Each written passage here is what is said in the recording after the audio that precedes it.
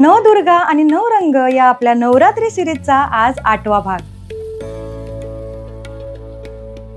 नवरात्रीचा 8वा दिवस आणि मोरपंखी हिरवा रंग। तुम्ही कधी मोर पाहिला आहे का? त्याच्या पंखामध्ये अनेक रंग दडलेले असतात, पण त्यातील मोरपंखी हिरवा रंग सर्वात सुंदर आणि खास असतो। हा रंग फक्त निसर्गाचा नाही, तर तो समाधान, सिद्धी आणि शांततेचं प्रतीक आहे। पण नवरात्रीच्या 8व्या दिवशी म्हणजेच समाप्तीच्या जवळ येताना हा रंग का निवडला जातो?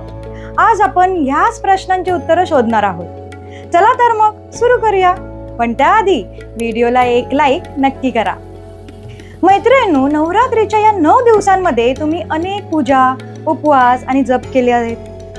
आज 8व्या दिवशी तुमच्या मनामध्ये एक प्रकारची शांतता आणि समाधानाची भावना असते।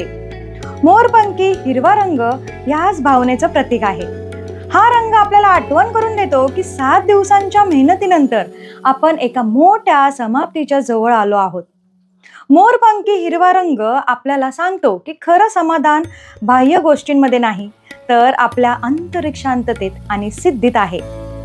ज्याप्रमाणे मोराचे पंख सुंदर आणि आकर्षक असतात, त्याचप्रमाणे आपली भक्ती आणि श्रद्धा, आंतरिक सौंदर्यही सुंदर आहे। नवरात्रीच्या 8व्या दिवशी आपण देवी महागौरीची पूजा करतो। महागौरी म्हणजेच अत्यंत तेजस्वी आणि शुद्ध। तिच्या तपश्चर्येमुळे तिचा रंग काळा झाला होता, पण जेव्हा भगवान शंकराने तिच्यावर गंगाजल शिंपडले तेव्हा ती पुन्हा गोरी आणि तेजस्वी झाली। मोरपंखी हिरव्या रंगाचा संबंध देवी महागौरी सोबत खूप खास आहे। देवी महागौरी आपल्याला शिकवते की प्रत्येक कठोर तपस्याचा आणि प्रयत्नांचा परिणाम सुंदर आणि फलदायी असतो। ज्याप्रमाणे ती पुन्हा तेजस्वी झाली, त्याचप्रमाणे हा रंग आपल्याला सांगतो की आपल्या सर्व प्रयत्नांना यश मिळतं, फक्त आपण ते मनापासून करायला हवे। हा रंग आपल्या आयुष्यात शांतता, शुद्धता आणि समाधान घेऊन येतो। आजच्या दिवशी मोरपंखी हिरवा रंग परिधान करून आणि देवी महागौरीचं स्मरण करून आपण एक छोटासा संकल्प करूया।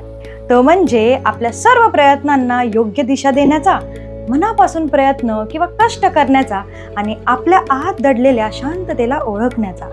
तर मैत्रिणींनो, तुमची नवरात्री कशी सुरू आहे? गरबा, दांडिया खेळताय ना? कमेंटमध्ये नक्की सांगा। पुढच्या व्हिडिओमध्ये आपण भेटूया एका नवीन रंगाच्या आणि एका नवीन देवीच्या रहस्यासोबत।